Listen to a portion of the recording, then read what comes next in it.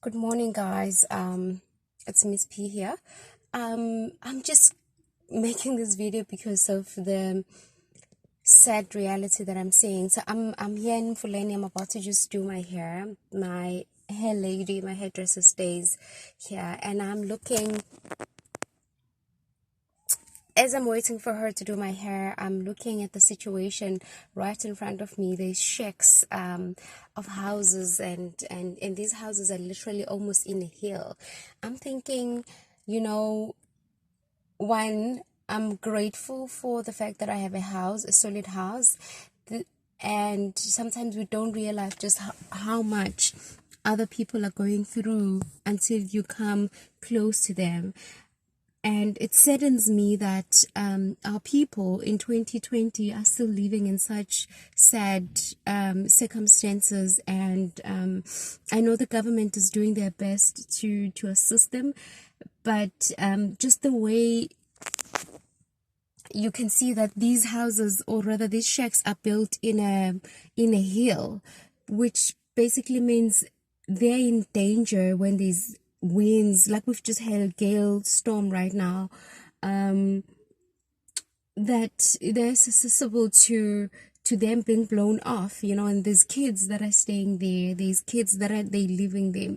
So my question is, are we doing enough to assist these people? Are we empowering them to help themselves? I feel like as much as government is trying, and there's also other interventions to assist our people, the question that I'm asking myself, are we empowering them to help themselves? Clearly, government is not able to build houses for everybody at the rate that it needs to be built, right? They can't do it for everybody. That's almost impossible, right? Meaning they will never be able to get rid of all the shacks that we have in South Africa. My question though is, what can we do to help these people help themselves, right? For one, I feel like perhaps as South Africans, we're so used to receiving, blaming, expecting. It's almost like we're not giving people the tools to go and fish. We are giving them the fish, right?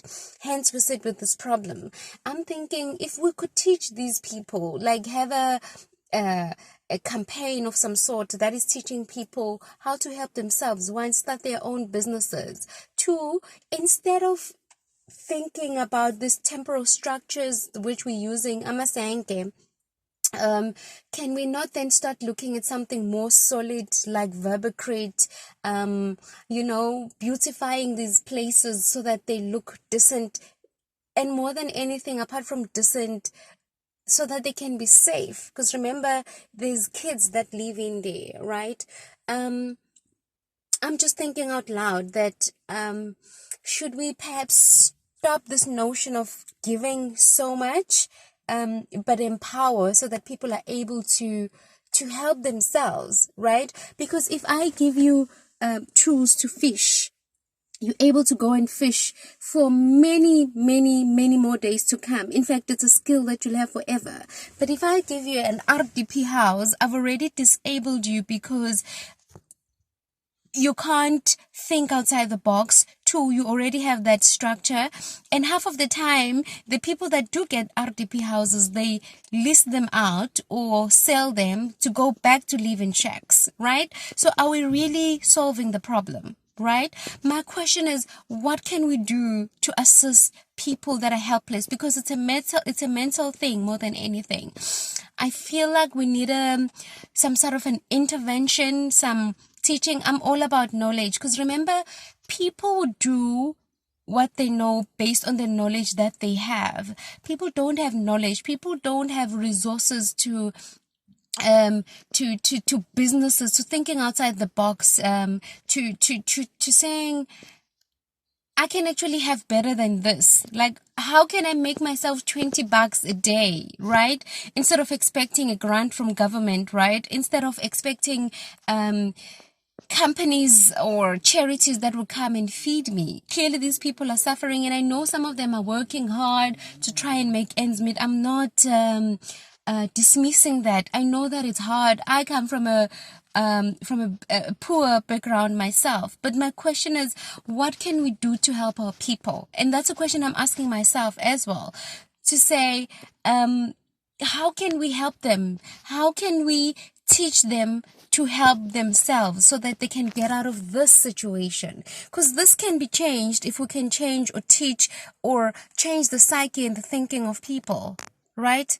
I'm looking for people that can join up with me, people that can come together with me so that we can teach our people, help them to help themselves. I don't know if I'm making sense, but I'm looking for a team of people that are saying, okay, we're going to go house to house, right? Shack to shack, and say, what's your situation?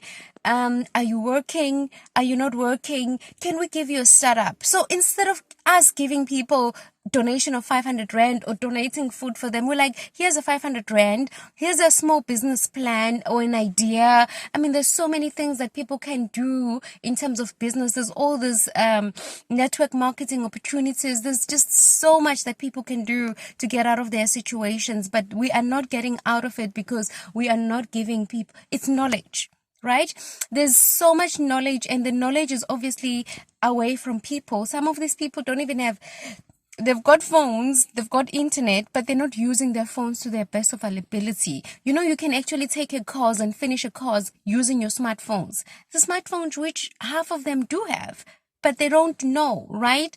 They complain about data and things like that, okay, instead of me buying data, I could be buying cabbage for my kids to eat, right? But there's certain places now that the government have put in place where you can actually get Wi-Fi for free, right?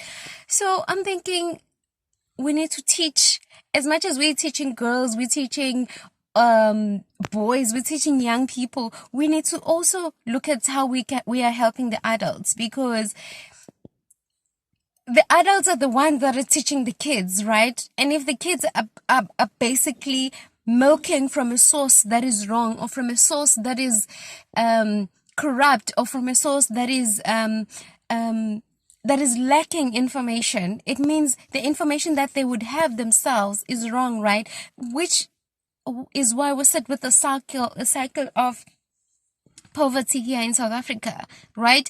You are born in a poor family, you have a family that's poor, your kids are poor. Nobody's creating generational wealth, because we are also not teaching the adults or changing them, because they're still here, right? And they need help. But us saying we're going to give you a grant, or us saying we're going to donate, it doesn't help, because they're going to keep expecting, we keep going back. It's a cycle that doesn't end. Hence, we still sit with such situations in South Africa. We need to help people to help themselves, right? If you are one of the people that are willing to join up with me, we don't even need a lot of money. It's not even about money, right? Just people that can volunteer with me. I'm just looking for a group of people that are willing, so that we can go around and start teaching people and showing people what they can do within their community, within the space that they're in, right? So that they can help themselves. Join me. Hit me up. Drop me an email. Drop me a WhatsApp. Leave me a message. Let's get together. Let us help people to help themselves. We can get out of this. Things can change. We just need to teach, give people knowledge. Thank you guys. I'm out.